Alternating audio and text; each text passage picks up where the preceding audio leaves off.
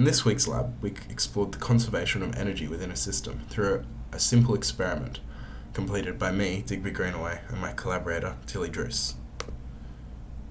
The conservation of energy. Today's lab explores the conservation of energy, which is the idea that energy is never created or destroyed, but merely changes from one form to another. A common example of this is the conversion of potential to kinetic energy, and vice versa.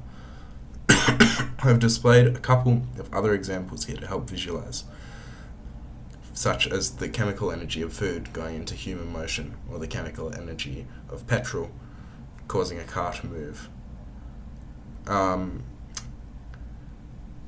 This is also demonstrated by the formulas below, where K is kinetic energy, Ug is gravitational potential energy, and Emec is the mechanical energy of a system, which is the kinetic plus the potential, which is always equal to the same number at any point in the process, with only U and K varying in proportion to one another. This is to show that our system only has energy changing form, never leaving or entering. The objective of the lab was to display this conservation of energy through a clear and concise experiment. We chose to demonstrate this through a roller coaster loop made up of Hot Wheels tracks, and can demonstrate the conservation of energy through kinetic and potential energy amounts and their variation throughout. We landed on this method as we thought it would be easier and more fun than a pendulum, as we did that last week and most of the class was already doing one of them. We also thought it might be easier to obtain more reliable results. We changed it up this week and used an object tracking software instead of a stopwatch, like previously, ideally leaving less room for human error.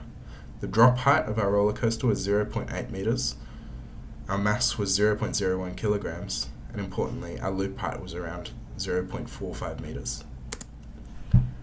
The software is displayed in action in this video.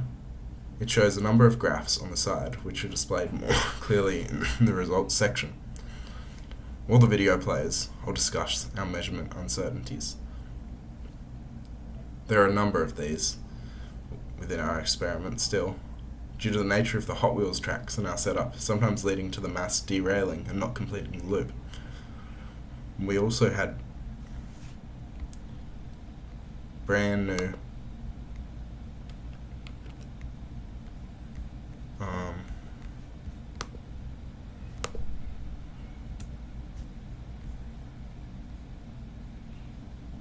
sorry about that. We also had the brand new human error here of not really knowing how to use the software, which was okay in the end, as we calculated the results mostly without it. There would have also been the human error in slight differences of drop height. Our experiment gave us this series of results, which is displayed graphically. The most important piece of data here was the velocity, but really the main information is the height of the loop, the drop height, and the mass of the object to calculate, which is here on the next slide. There were several things to calculate here, starting off with the initial gravitational potential energy, which is 0.0784, and our initial kinetic energy, which is 0, which if we sub into the equation of mechanical energy, of course just gives us the same as the gravitational potential energy. This means that our mechanical energy, if conservation of energy is true, should stay at that same value. This is demonstrated through several points in the system, such as the time 1.7 seconds, in which our velocity 3.95 was the highest and gave us 0.784 roughly. These all had an uncertainty of plus or minus 0.5. Finally, we calculated the gravitational potential energy at the top of the loop, which was equal to 0.0441, which meant that logically the mechanical energy must equal 0.0784.